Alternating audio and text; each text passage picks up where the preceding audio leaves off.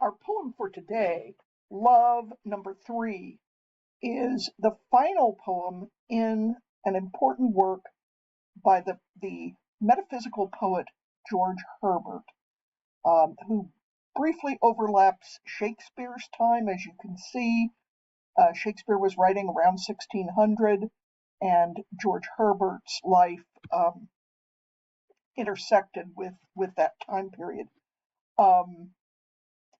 Herbert was a clergyman, so his primary vocation was to serve the people of his parish, but he also was a keen poet and very aware of the nuances of language.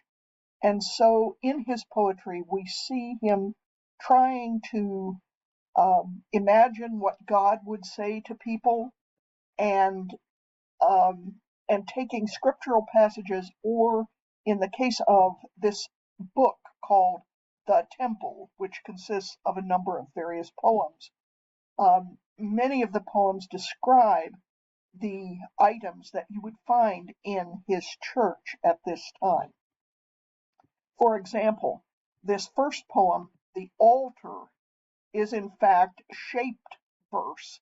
You can see it's shaped like a table here, and if you can read this, a broken altar, Lord, thy servant rears, made of a heart and cemented with tears, whose parts are as thy hand did frame, no workman's tool hath touched the same. A heart alone is such a stone as nothing but thy power doth cut, wherefore each part of my hard heart meets in this frame to praise thy name, that if I chance to hold my peace, these stones to praise thee may not cease. O let thy blessed sacrifice be mine, and sanctify this altar to be thine. So we've got George Herbert playing with the idea of the altar and his own heart. That the altar that you see in church is the symbol of his own internal attention to God. Not directly scriptural, but certainly pointing us towards the idea that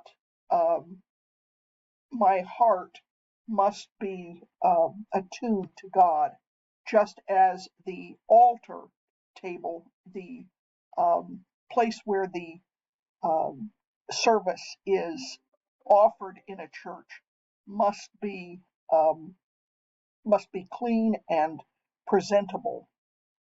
He talks about his heart as the stone altar, the stone table. A heart alone is such a stone, as nothing but thy power doth cut. So again, the heart is hard, and in order to really submit to God's will, we need God's help. Only God can cut the stone of the heart. Again, the heart and the altar are interchangeable here. Where Wherefore each part of my hard heart meets in this frame to praise thy name. So again, George Herbert, the speaker in the poem, is bringing himself to the altar to offer the Eucharistic sacrifice every time he holds a worship service. But he says that he brings his heart, but it's a hard heart. And he continues on, that if I chance to hold my peace, these stones to praise thee may not cease. O let thy blessed sacrifice be mine, and sanctify this altar to be thine. And the altar, of course, that he's talking about now is not the stone altar, but the altar of his heart. Continuing on, you can see the names of the various poems in this collection. One other shaped verse poem that is just lovely is Easter Wings.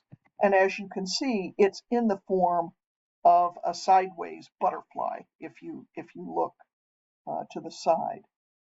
My tender age in sorrow did begin, and still with sickness and shame thou didst so punish sin that I became most thin. With thee let me combine, and feel this day thy victory. For if I imp my wing on thine, affliction shall advance the flight in me. Again, the image is that of a small bird grabbing onto a large bird. If I imp my wing on thine, affliction shall advance the flight in me. Lord, who createst man in wealth and store, though foolishly he lost the same, decaying more and more till he became most poor.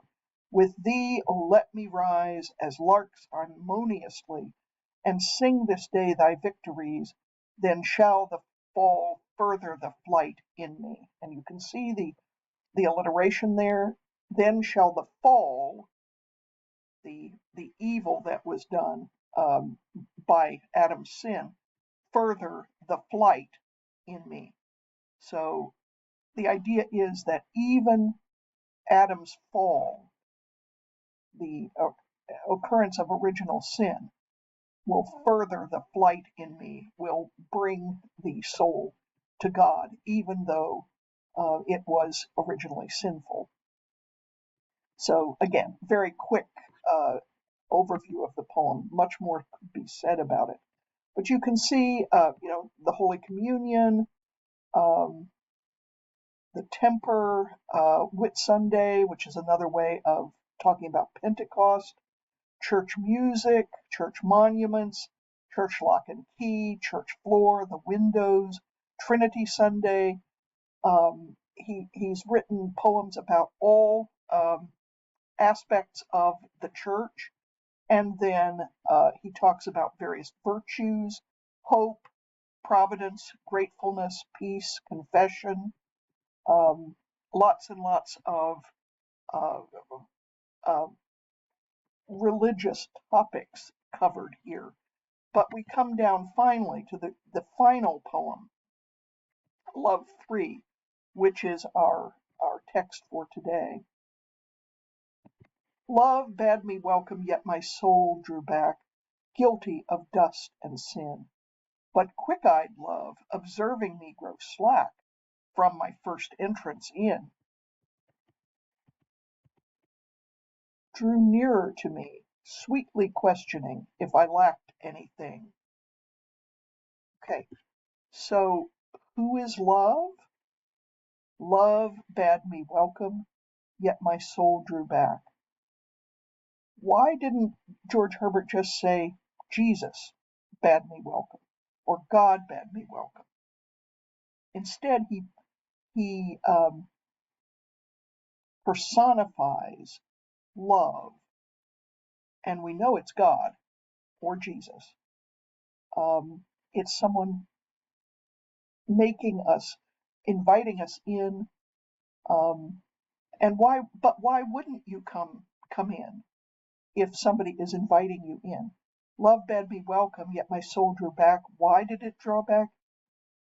Guilty of dust and sin.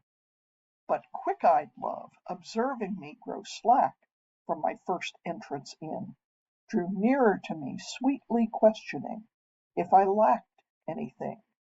You've come to someone's home, they see you're having trouble, you've just come in the door and you don't seem to know what you're doing. Again, you could say, quick-eyed love, observing me grow slack from my first entrance in.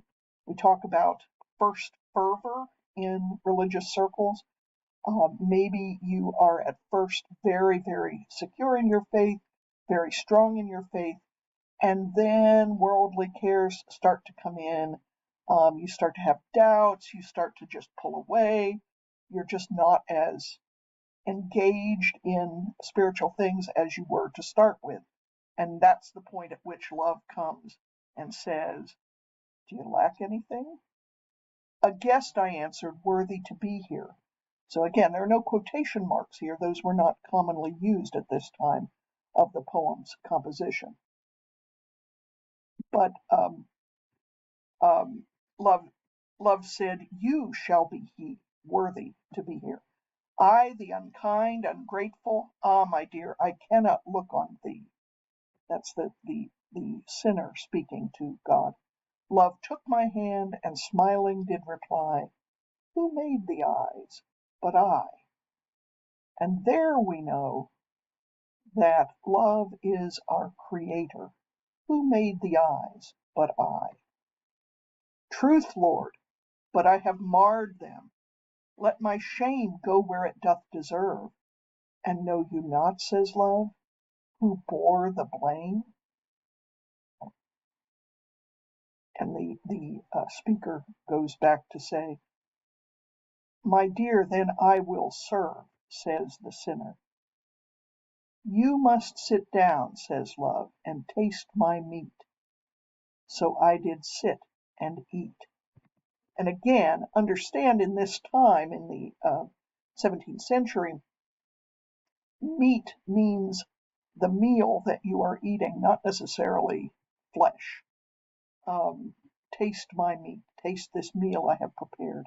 So I did sit and eat. Again, so we have a poem of God's welcome, the sinner's acknowledgement that the sinner is unworthy. I, the unkind, ungrateful, ah, my dear, I cannot look on thee. Love took my hand and smiling did reply, who made the eyes but I? Truth, Lord, but I have marred them, let my shame go where it doth deserve. And know you not, says love, who bore the blame? The sinner says, my dear, then I will serve. No, instead of the sinner serving God, God says, love says, you must sit down and taste my meat. So I did sit and eat. All right, and that's the end of the book, The Temple, um, and a beautiful poem, I think it is. Hope you enjoyed that. Um, we will continue on next week, moving to the Book of Revelation and a modern adaptation of the film, a modern adaptation of the Book of Revelation in the film, The Seventh Seal.